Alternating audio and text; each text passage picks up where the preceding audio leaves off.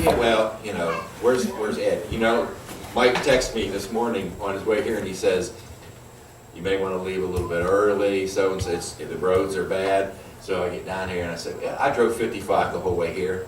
So Ed, I'm thinking as I'm driving, I'm like, Ed would have loved to have been in this car with me this morning. It's kind of an inside joke, not everybody knows, but apparently I drive faster when the roads are worse than when they're good. So You wouldn't have done that on the roads we had to come on. I came on the same roads he drove 40 mile an hour on 55 mile an hour until somebody got in my way. We drive different in Ohio, Pastor. Apparently you do. And I wasn't driving with Ohio folks in front of me. I was driving with Florida folks in front of me. I felt like so. I'm glad to be in church today. I really, you know, there are times where the Lord talks to you and you think things are going to be good. I never have any worry about our Sunday school. Sunday school is always good. But I think I followed the Lord with a good message. Me and Brother Dave talked about it yesterday. He thought it was a good idea, so we went home and the Spirit gave it to me. So I just think we're going to have a good time. I hope you come here to praise the Lord today. Brother Mike.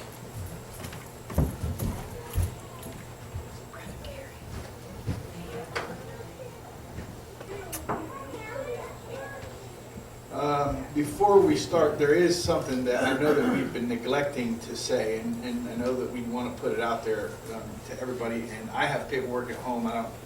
You probably didn't bring paperwork with you. You know what I'm about to say? Yeah. Okay. While we were at the men's retreat, we were approached with an opportunity. And God knows I love that word. Opportunity to go on a cruise as couples or individuals. You don't have to be a couple, I guess. But at a very discounted price. I think the whole cruise is $490 some to, I think, like Nassau, Jamaica, right? It's Jamaica. It's the Bahamas, the Bahamas, right? Only different. And so me and Randy were talking about, because the only thing you have to do is you have to have $200 to reserve your space, and then you have until 2015 to come up with the rest. And the cruise is in February of 2015, so you have all this time to get your money together. Thanks. And we thought it would be good to present to the church because you know, I'd like to go. I know, you know, Pastor Randy and Mary, Sister Mary would like to go. And the thing is this a singing? It's like a Christian singing cruise. I don't even remember. There's about 12 groups, but the person that approached us with this is one of the groups, is Paul James South. Yeah, he's the one that gave us the flyers, and his flyers are all automatically filled out that it's his band that is you know, sponsoring us or whatever. It's the connection. So we're going to bring in the paperwork and some copies of it if you're interested. I thought that was something that was pretty. Keep in mind, it is $499 per person. Yeah, so per a couple person would be $1,000. But that's still, if you've ever looked at or been on a cruise, that is still a good price. Now, it goes out of Miami though. What we talked about doing is the prices of airline and stuff. We talked about riding together, one of us driving the van, which obviously would take another couple or two, but if we had two sets of vehicles like that, then We just figured it would save be a lot of money. cheaper to just buy gas and switch drivers and sleep and drive down there and then park there, go on the cruise, and then, you know, drive back. Then it would be easier to fly, but it would be way more expensive. So probably easy, yeah, you know. So, and then if you multiply that by each person, whereas if we get like his, I don't know, his 6 or 7 and hit my van is an 8-passenger van, you divide gas up by that, you can't beat that. Gas and food, and that's it, you know, for the trip down to Florida. And I've never been down to Florida, so I can't even begin to tell you how long. Awesome. Now I'm talking about the time. I don't even know how long that takes to get I there. just bought, it take about 24 hours. Yeah. You're going down that far, you're looking at least 23 to 24 hours. I know So we would have to rotate drivers. So anyway, I wanted to throw that out there for you guys to think about. I really am trying to think of something funny to say about Randy's driving, but I really can't. I don't know. My humor bone must still be asleep. I just don't understand how you drive slower on dry roads, faster on snow roads. It's adventure. It's excitement. He wants to Remember, I was drift a through race the car corners. driver. I need the excitement. I'm trying to tie, somehow or another, I'm trying to tie Jersey in here because Jersey drivers are crazy.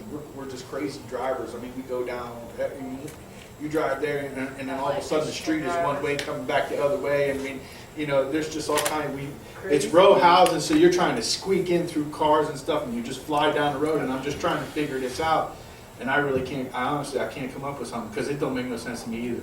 Jersey's just You know? crazy and just a tidbit rude, too. Yeah, well. Same as Michigan. Shut it. Michigan's the same way.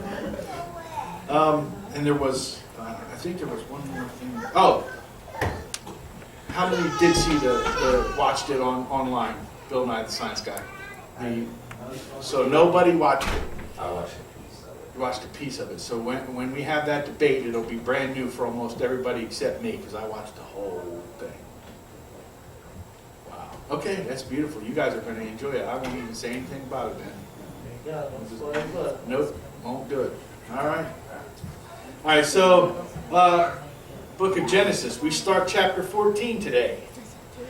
We were in chapter 13, and we ended last week by talking about, I do believe we started off with the verse about in which direction Lot pitched his tent. And we talked about what that meant and what he was focused on, the beautiful things of the earth and selfishness. We talked about how God spoke to Abram, to lift his spirits because, you know, he certainly had to be feeling sorrowful. I mean, he and his nephew, whom he loved and raised as his own son, because if we recall, Lot's dad died, Abram's brother died, and so Abram had taken on Lot, and you know, there's more of a father-son relationship there than there is an uncle-nephew relationship. So, I mean, for them to have to go separate ways, I'm sure that, you know, it hurt his heart. Plus, I'm sure Abram knew what Lot was doing and saw the future for him, knowing that, you know, he was being greedy, and the things that inspired him or turned him on were the things of Sodom, which Abram probably knew was going to lead him down the wrong road. So he probably had a lot of heartfelt concern for his nephew. So that whole split right there wasn't exactly good. So God spoke to Abram and reminded him of the promise about all the land. It told him to look to the, you know, north, south, east, west, and saying, hey, I'm going to give all this to you. So, you know, snap out of the doldrums, if you will. And so he spoke to him and hopefully reassured him. And then he also reminded him about the blessing upon the seed and talked to him about how, you know, if, and that was the word, if you could number the dust of the earth, then that would be the number of your seed. But the reason that the word if is there is because that's just not going to happen. You're not going to be able to number every speck of dust that is on the planet. So the whole that's more of a metaphor is that, you know, you're going to have a lot. I'm going to give you a lot. So you know, again, snap out of it. You know, I'm blessing you here. You're receiving blessing. We talked about the place called Hebron, and we saw pictures of Hebron and how it's an important place in Christianity and the roots of everything, because a lot of activity has happened in that land, and that's the land in which Abram moved to after the split, him and Lot parting ways. And we talked about where we get the word Hebrews. You know, Abram from Hebron, he's a Hebrew. And we talked about Abram, how he built, again, we keep talking about this, and I don't know that I'll ever be able to stop talking about this, but every time Abram gets to a place where he's supposed to be, first thing he does is builds an altar and praises God. And, you know, faithfully, and I sat back and reflected, because in some of our past lessons we were talking about his faith wavering a little bit, and how, you know, he was disobedient. He should have never left Ur with his dad and with Lot. Anyway, he was told to leave his kindred, and he didn't do it, and then when we talk about how he didn't stay in Canaan because of the famine, and then how he wanted his wife to lie and everybody to lie to the Pharaoh because he was afraid of dying. His faith in God wavered just a little bit. He didn't understand that God had made him some promises, was going to take care of him, and so he tried to manage situations on his own a little bit. But at the same time, when we're sitting here looking at this and coming up to do that, God is still using him. And I think that the point that is important to take away from that is that even though Abram wasn't perfect, because he was man, he still was faithful. And he still obeyed God, and he still listened, and he never just quit and said, well, you know what, God doesn't always talk about, he just walked away. God continued to use him. And I think the point that we should take away and look at this is, as for the father of our faith, this man is. He is the father of our faith. He has a lot going on. Stand in front of the mirror and know that if God took care of him, even when Abram faltered a little bit, God will take care of you. You're right. Amen. We may not be the mother or the father of our faith, but we're just as important to God as Abram was. Amen. And God took care of him even when he didn't do things right too. So he's going to take care of us. So moving forward into chapter 14. This chapter is an account of a war. It's the first war waged that we see in the Bible, if we're looking, come front to back. It's the first one that we're going to talk about. And we have 4 Confederate kings on one side and the 5 kings of Canaan on the other. And it's the first battle that we see the Bible speak of. We're going to watch and see that Lot and his goods are captured and taken, along with the rest of the riches of Sodom. We're going to see that Abram, hearing of it, armed his men and pursued after them, overtook them, rescued Lot and all of Sodom and all of Sodom's goods, and as well as the goods of every other king that they took.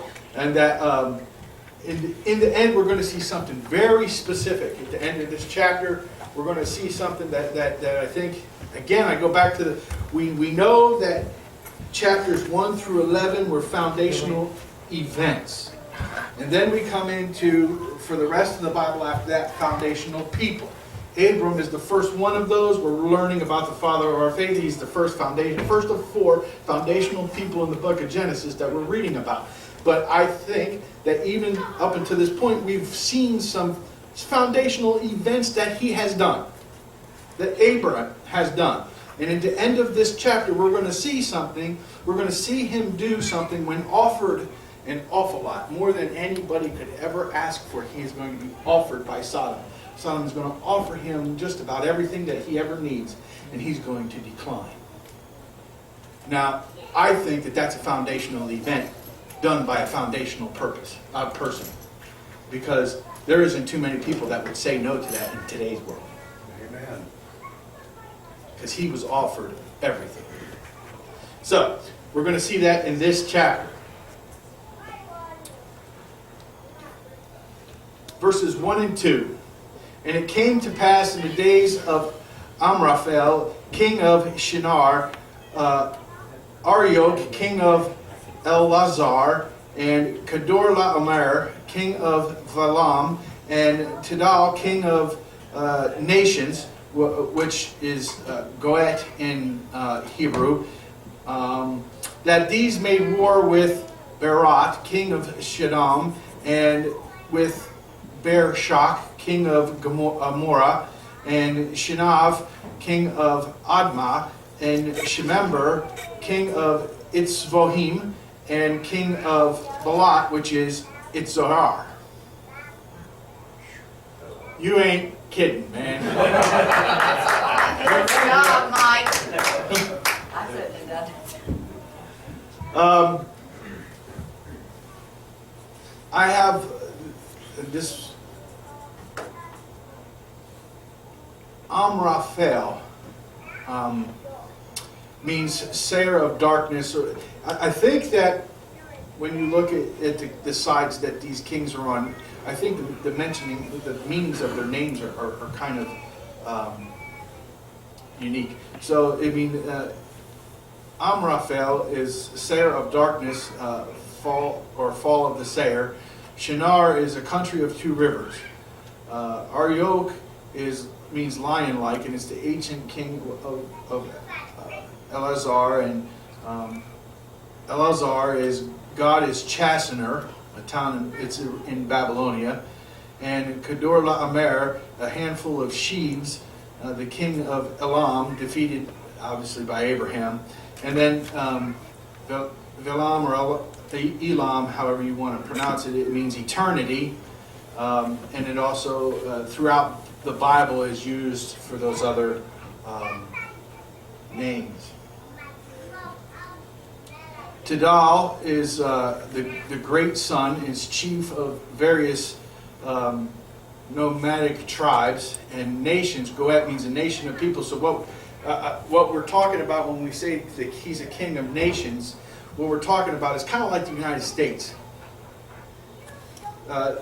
There's a group of people that have come from a lot of different places. And they kind of just amassed in one area, and he's the king of those people. It's not like we have Egypt and then Iran and Syria and Iraq and Saudi Arabia, and then he's the king of all of those nations. He's the king of a specific area that has a population of people that come from a lot of different nations. So that's what that means. Berad is the son of evil, and Saddam, it means burning, which again, it's funny because we know stories already. We were raised on stories. We know what happens to Gomorrah or Sodom, and isn't it funny that that's what its name is? I mean, there's irony in a lot of things that we should probably, if we could foretell the future, we ought to listen a little closer and say, what's with that? You know, sometimes it's like something happens and I should have seen that coming. You know, that's what I'm trying to spit out of this mouth. Shinav, splendor of the Father. Adma means red earth, and Shemavir means lofty flight. Itzavohim means it's gazelles, and Beilat is destruction, and Zor is insignificance. And now this is the explanation of who is on one side. These are the five that rebel. Okay? So, verses 3 and 4. All these were joined together in the valley of Siddim, which is the Salt Sea, which is the Dead Sea. 12 years they served Shedalor Amar, and in the 13th year they rebelled. Now, we see where it says the Vale of Siddim. That's valley. It means in the valley of Siddim, the land that's near the Dead Sea. That's valley, and yes, that's down. That's a dip. It's a depression, not a ridge. Valley. Between, that's the little part between two higher ridges. Okay. Thanks, brother. Because I was going to fly right by that one. So the five have served. What we're seeing here is they have served Elam for 12 years. Yeah. Now, what that means is that at some point in time, how things go, the kings of Elam have, I don't want to say conquered, but they've established that they are over these lands. They haven't won their freedom. So when you have been beaten, you put yourself under subjection to the people that you are serving. And that's important because we got to remember who Kedor Laomer is. And he's a descendant of guess who? Shem. So we have to go back to Noah to understand what's going on here. Noah had 3 sons, right? One of them was Shem. The other one was Ham and Japheth. And so what was the arrangement as we left Noah? If you recall, Ham did something that wasn't right. And then what was the curse? Do we remember what the consequence was? Yeah. Canaan. Canaan. Canaan. However you want to say it. Canaan and Japheth's lineage were told that they would serve Shem.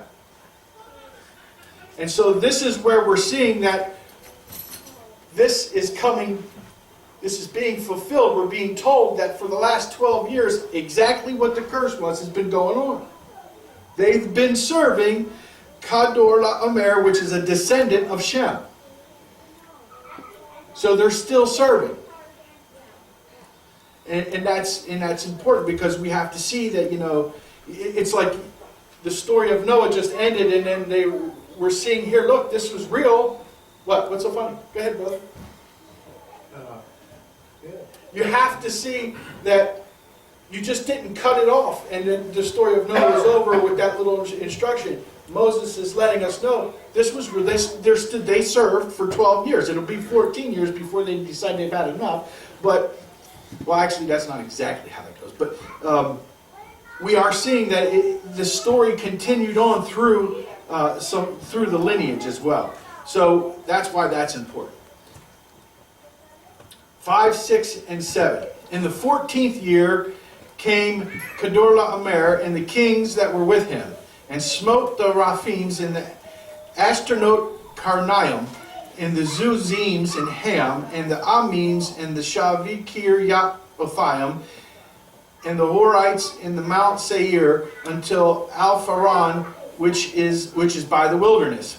And they returned and came to Hain Mishpat, which is Kadesh, and smote all the country of the Amalekites, and also the Amorites that dwelt in Hatzitzon Tamar.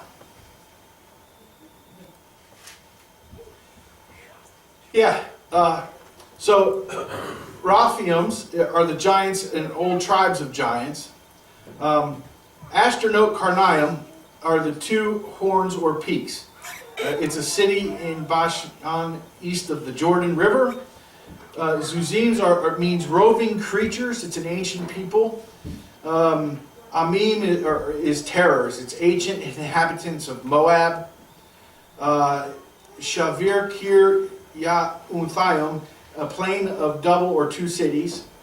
And that's the place attacked by Kedorlaomer. And the Horites, they're cave dwellers. And they inhabit Mount Seir. And Seir means hairy or shaggy. It's a patriarch. He is a patriarch of the Horites, inhabitants of Edom before the descendants of Esau, and the rest of mountain ranges. And then we have Al-Faran, the palm. It means the palm of Paran, a town and harbor at the tip of the Gulf of Aqaba on the Red Sea. Hain Mishpat is a spring of judgment. It's a place near southern Palestine. The Amalekites are people of laughing. They're descendants of Amalek, grandson of Esau. Amorites, it means a sayer, one of the peoples of the east Canaan and beyond the Jordan. They were disposed of by the Israelite incursion from Egypt later on. Hatzitzon Tamar is divided. It means dividing the date. It's an Amorite city. So all the tribes, mostly in Canaan, all descendants of Ham in Canaan, and all conquered by the descendants of Shem. They basically traveled and conquered every people that they found. They also took all the treasures of those people. That is still going on today. When one in the Middle East, when they fight and they win, they pilfer. They take everything. It's not just a battle where they go in and they kill you and then they just leave. Kind of like what we do. You know, as America. We go over there, we'll do something, and then we leave. They go over there, they do something, they take it. Okay? That's even today. Take over. Yeah.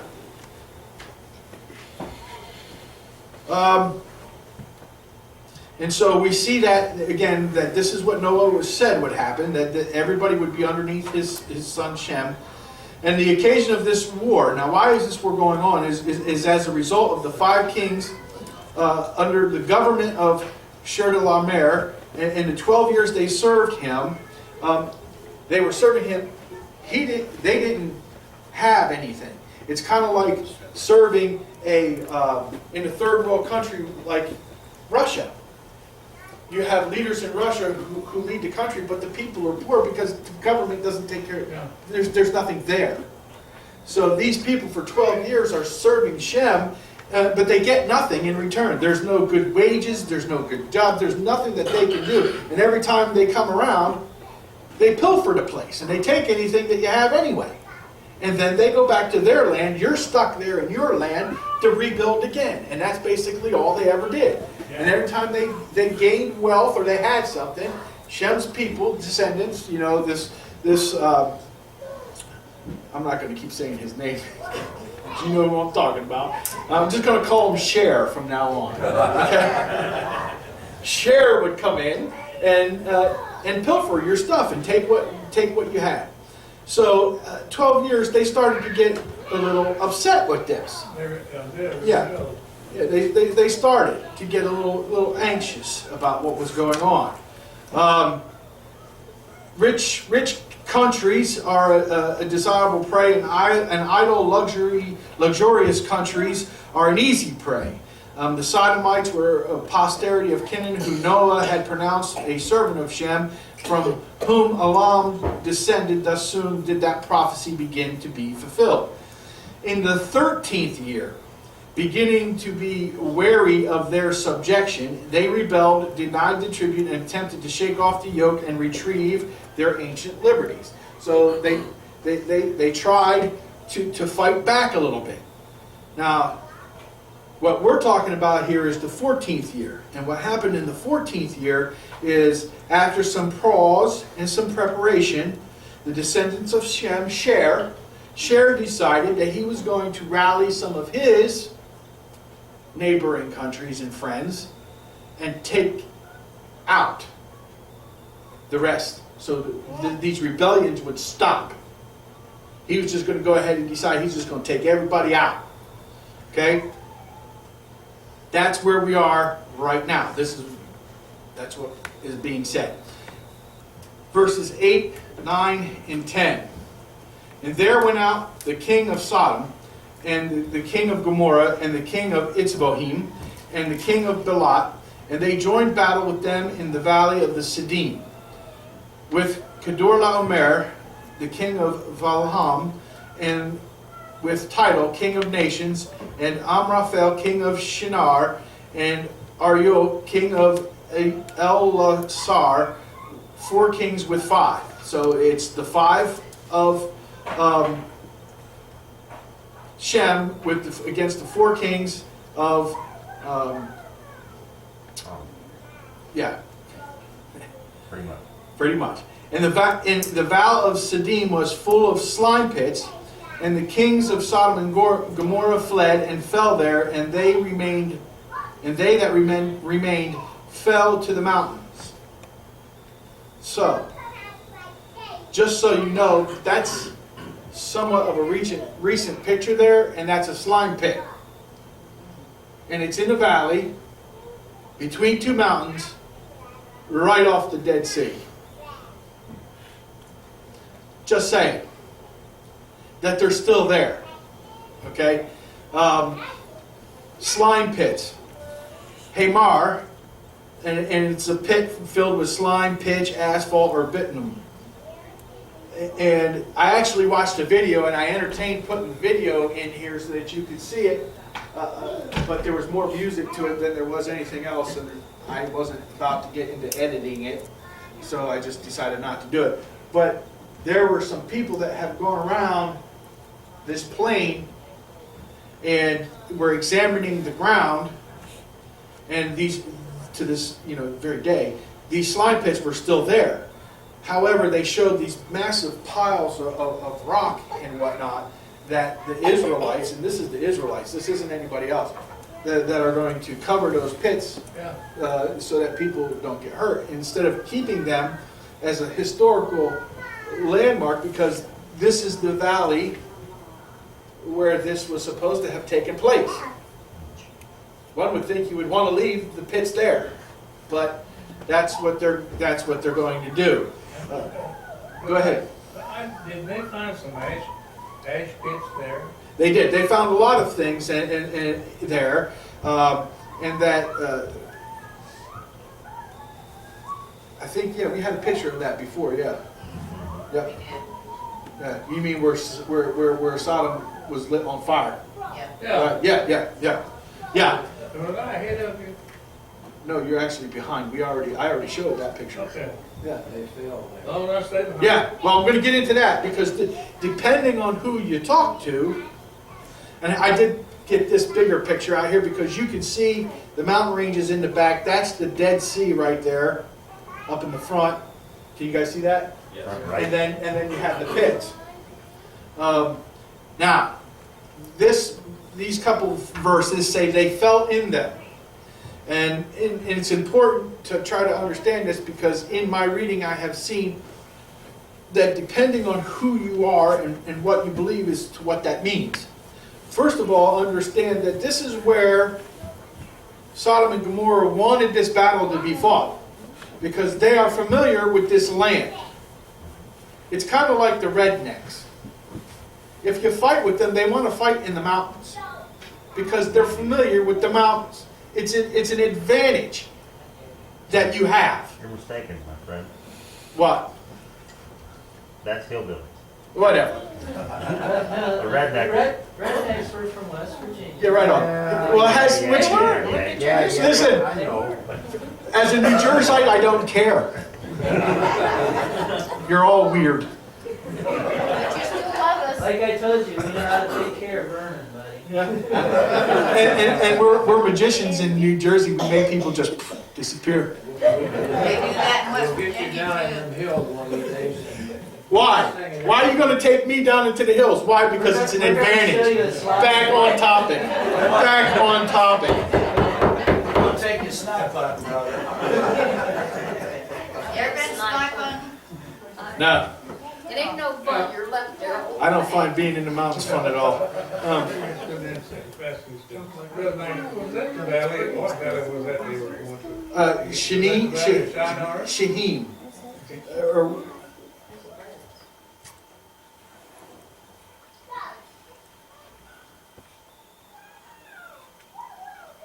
I want to say it right. Sadim. Sadim. Sadim, Yes, yeah. brother. Thank All you. right. Thanks.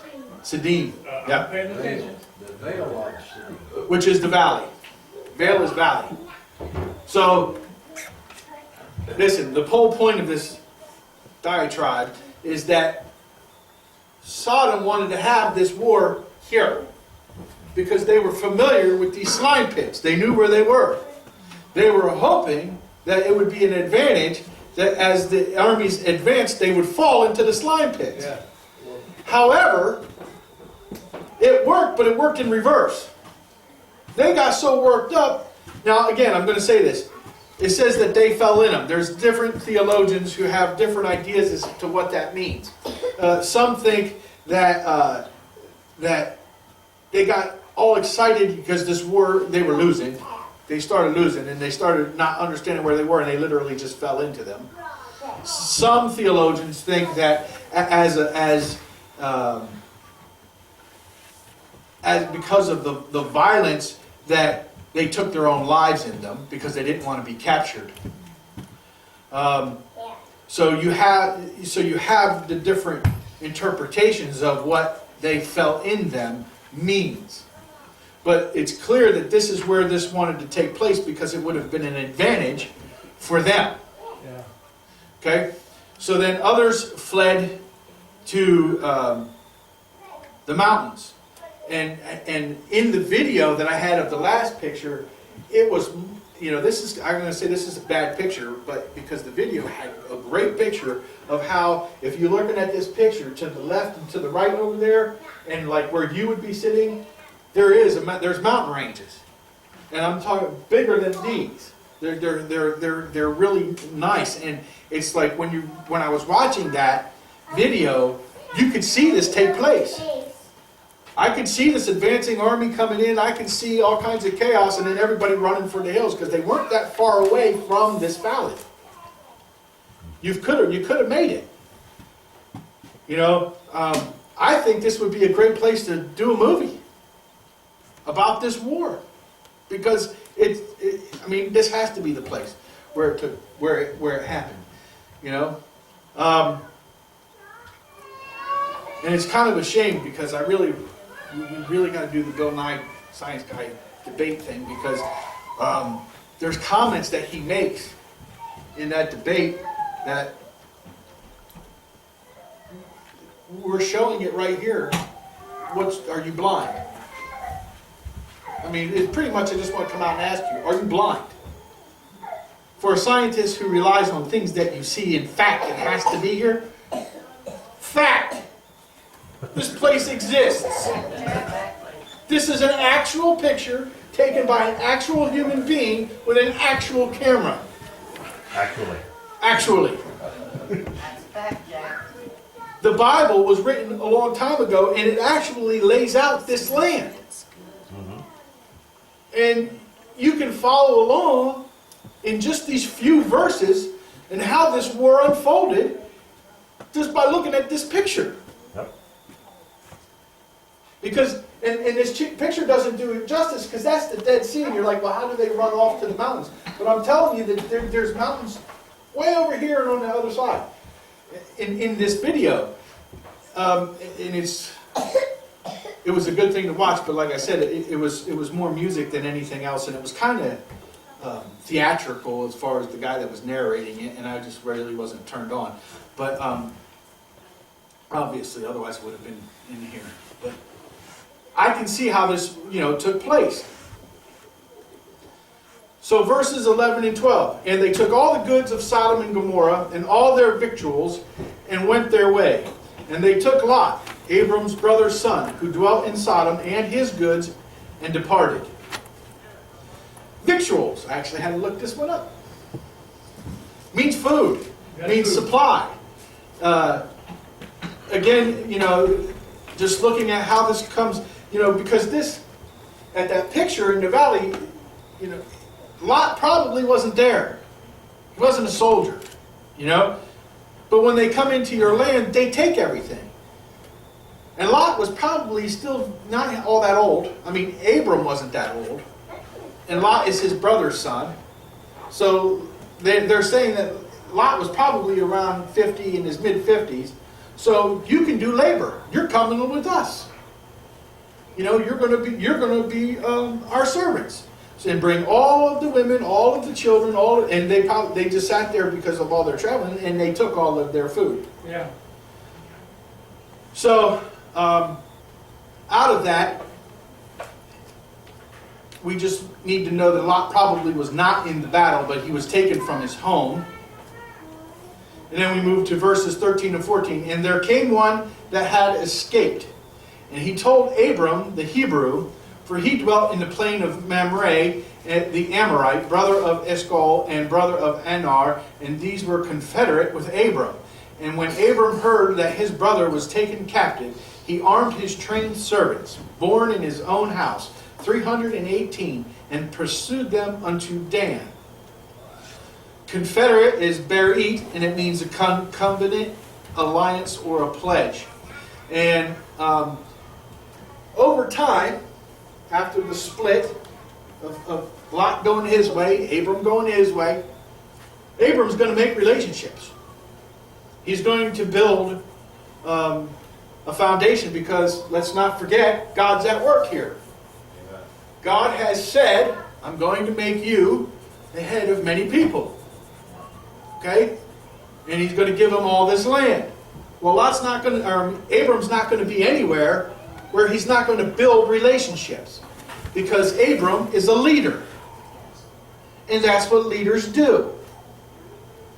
Okay?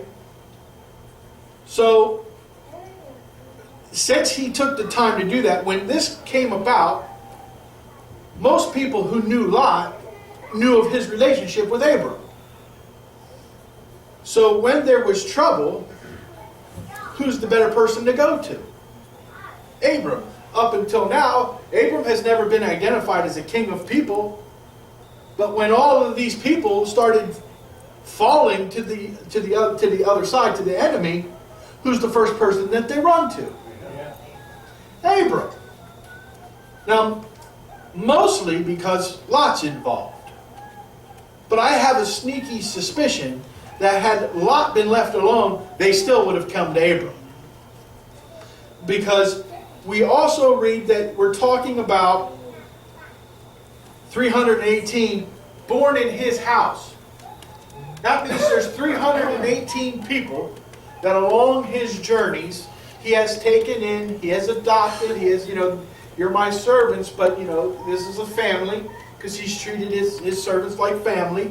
He's a godly leader. He's not an abuser. He's treated his people well. When his people started running up against Lot's people, he solved that problem. He protected them. Right?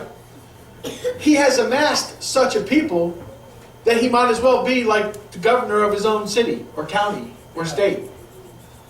He has a population.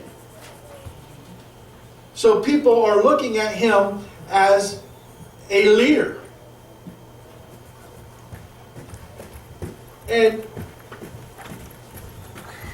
the funny thing is about this, when you get to the end and you see 318 and pursued them unto Dan, what also does that mean? Common sense wise.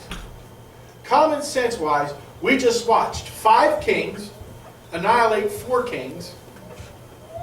And now one man with 318 people are going after all 5 kings.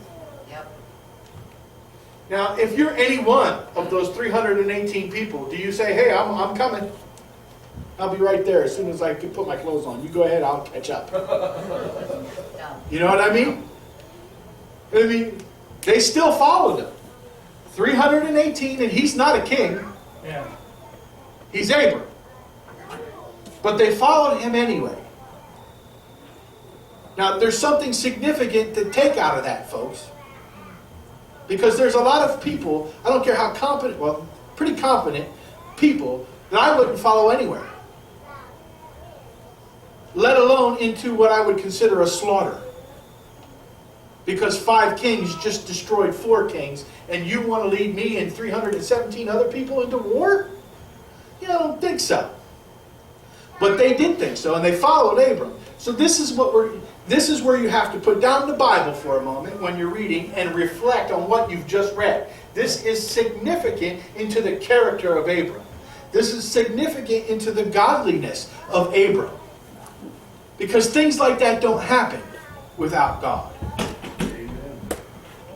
When you have godly men that stand up and say, let's go, and other people get up and go, not out of fear, but out of respect and loyalty. The key word being loyalty. I'm following you because I want to, because I love you, because you are my leader, I am going to follow you. And because they know that God is on that person's side. Confidence. I have confidence that Abram is going to pull us out of this. It's faith. But faith not in the man, faith in the God of that man. That's right. Amen. One of the biggest things that I have to deal with in talking with my wife who had her situation with her ex-husband is the fact that she put a lot of faith in him. You put faith in man, and man took advantage of that. Don't let you fall. Don't let you down. And instead of having faith in the God of that man, because if you had faith in the God of that man, you would still have faith that God's going to pull you out of whatever the situation is. You know? And I think that, and if anybody else wants to talk about it, you can, but one of the things that made me feel pretty good about the Gulf War in '91 was that I had an opportunity to meet my colonel. I've had opportunities to meet the sergeant major of our division. they routinely met with the small folk at the bottom of the chain. They would come to the motor pools. They would come and walk around. They never really thought they were better than anybody. And they would in Vietnam, the colonel was a lieutenant, and the sergeant major was his door gunner on a Huey, because they were both in the air cab. So they knew each other. They played with each other. They played with us. But they were also business. They knew it, and we would have briefings. And they would include the enlisted and let us know what we were doing. So I have to tell you that from my experience when I was over in Saudi Arabia, I had absolutely no problems with what we were doing. I knew what we were doing, when we were doing it, and we were ready to go. I had more problems with the English Brits that were attached to us, because all they wanted to do, and I'm not even making fun, this is serious, all they really wanted to do was eat scones and drink tea. We had to stop for them several times so that they could eat their scones and drink their tea, because that was the Queen's time, they called it. I ain't got time for the Queen, Jack. We need to move. But other than that, that was the only really frustrating thing I had, because I had, and I'm not even going to say that I had faith in God, because at that time I wasn't paying attention to God, but I knew and I felt for sure that my colonel knew what he was doing. You had confidence. I knew that my leadership knew what they were doing. And I can't help but think about these 318 men looking at Abram when Abram come and say, hey, gather the stuff up, it's time to roll. That they felt confident that no matter what Abram was going to do, that they were going to be okay. That Abram had a plan. And in leadership, that is, that's huge. Also, to look at this, what does it mean that the father of our faith gathered an army? What does it mean that the father of our faith went to fight for righteousness and fought evil? And we were talking about warring. We're talking about a war. We're not talking about some civil action, pen and paper. That he armed his experienced servants and went to war. What does that mean? That means he was standing up for God no matter what. Exactly. And what that means is, for the world who thinks that just because you're a Christian, you're supposed to be passive. No. It's all about peace. It's all about, niceties, which is actually a word. It's all about gentleness and softness. God expects us to fight. He expects us to stand on righteousness. And when confronted with evil, we're supposed to do something about it. Amen. Amen, that's right. The father of our faith was an example. Against unsurmountable odds. 5 kings, 5 kingdoms, 318 people, let's roll.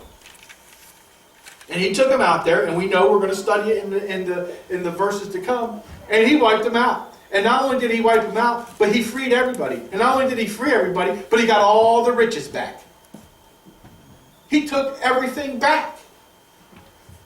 Our problem is that I'm sure Abraham, whenever he decided to do that, went to one of those altars that he built, and he prayed and let God tell him, this is what you want to do. Whereas we make that decision in a big room with a bunch of congressmen to tell us to go do it. I don't think we're sitting and praying and asking God what he wants us to do. I'm sure he didn't. I mean, they were his people.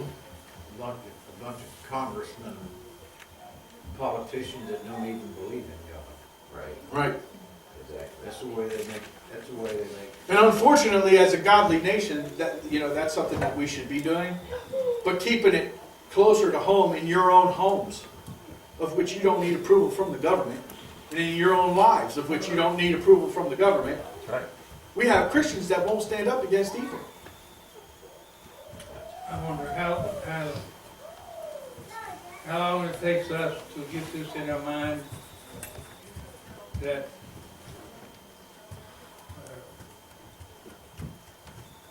I'm sorry, go ahead. We'll come back to you. So he is not a he. Nice. There you go. Well, that's cheap. Right on. That was a conversation God wanted to keep between you and him. It's just, I just think we got to look at the fact that he's not at all passive on this. Sometimes we got to put the foot down. When people cross a line and go too far, we need to put the foot down and go to war. And I got a picture here of Dan because, you know, this valley is somewhere right around here, right? He went up to Dan. And into Damascus. He went 80 miles.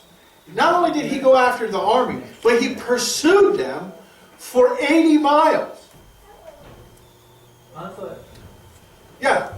Or camels or whatever, but it was not with tanks and armored vehicles. He was intent on doing what he had to do. It wasn't just a half of a thought or a half-hearted effort. He led these people. Because what's significant about what the brother says about, on foot is 80-mile journey on foot, guess how long that's taken? Weeks. And you start saying 318 people you're herding for 80 miles on foot. And you don't lose any of them. You have to provide for them. Take all of this into consideration when you read the scripture, that this is an event. It's not a happenstance. The man led. Like Schwarzkopf, for me. I think he also pursued the enemy there because Lot was in the group. Yeah. He was a captive. Yeah. Had he not caught up with them, I'm sure he would have went another 80 miles. That was the whole reason. Yeah. But there's also irony in the story and a reason why Dan is to the left of Damascus, because Damascus wasn't a godly place at the time anyway. There's a reason why God had everything happening the way that it has happened. Oh yeah. But the things that amazed me while I was reading all of this is that this one man did this with 318 people. He didn't lose not a single one of them. And all of the logistics, like Brother Dennis is back there saying, of moving 318 people over a course of days and days and days, 80 miles, Yeah. with weapons, loaded down with weapons, and I'm sure they're not carrying big M60s, but they were armed with something. And hand-to-hand combat. They were trained. Yeah. They took his experience. Yes. They were trained in that. Yes. Well, when we read the original Hebrew, I don't know that they were trained in battle, but they were his seasoned help. They were familiar with handling all the tools that they had to handle to make his land operate. So he did take the experienced one. I don't even think that up until now that any of them were even a soldier of any kind. I'm not aware of that. But you're right in that the Bible clearly states that these people were not greenhorns. They were experienced servants. Says that he armed his trained servants. Right. Right. They were trained and he armed them with something. With something. Hose, swords, spears. I'm sure some of these are some of the tools that they had to use to harvest. Yeah, you can take a tool for harvest and turn it into a weapon pretty quick. Again, it's funny how difficult times come about, and Vietnam would be an excellent example of this, when you have well-equipped armies that go into a land of people with primitive weapons and can't really get the foothold. Because that indigenous people know how to use what they got. Including the slime pits. So, I'm sure that they weren't done, but I will say this: they were blessed. They were covered by the blood of God, by the blood of Christ. They were covered when they were on this journey, and the victory was theirs before they even took Lot. The victory in this was Abram's before this war in the slime pits even took place, because this was something that God intended to take place. The victory was already his. The pastor's getting antsy. He's closed up his Bible and he's leaning forward right out of that chair. So, is there any questions? And we'll close out and we'll stop right here. That thing that went in by night. Yes. Back, Yep. right. When you're like that, you've got to use everything to your advantage.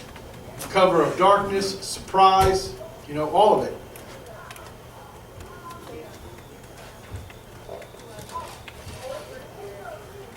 Got a few minutes back to service.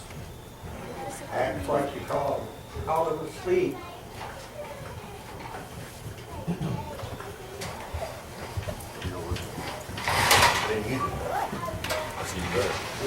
If you didn't need it.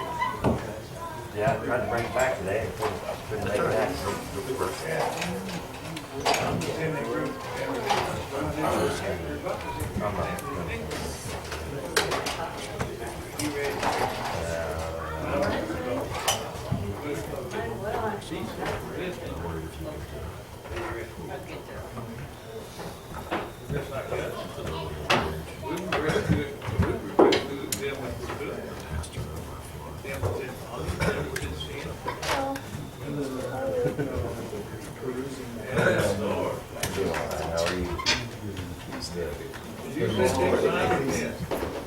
Hi.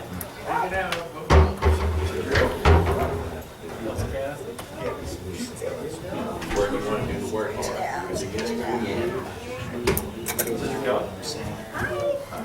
I'm good, how are you? Yep. Happy, good.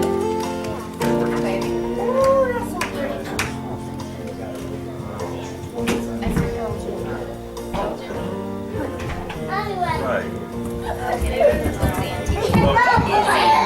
I want to see your ring.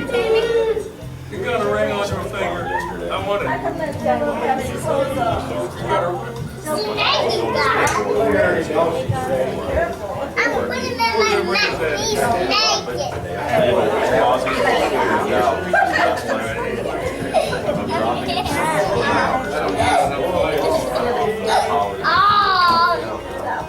You got a ring on that. I want that ring. Not a boy. Not a boy.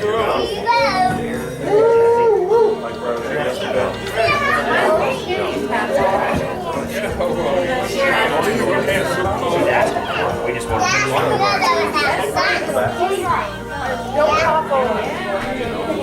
That's good, Mike. Thanks. Look at that, she got a little ring. My ticket tag. You got a little ring. let's see. Replace the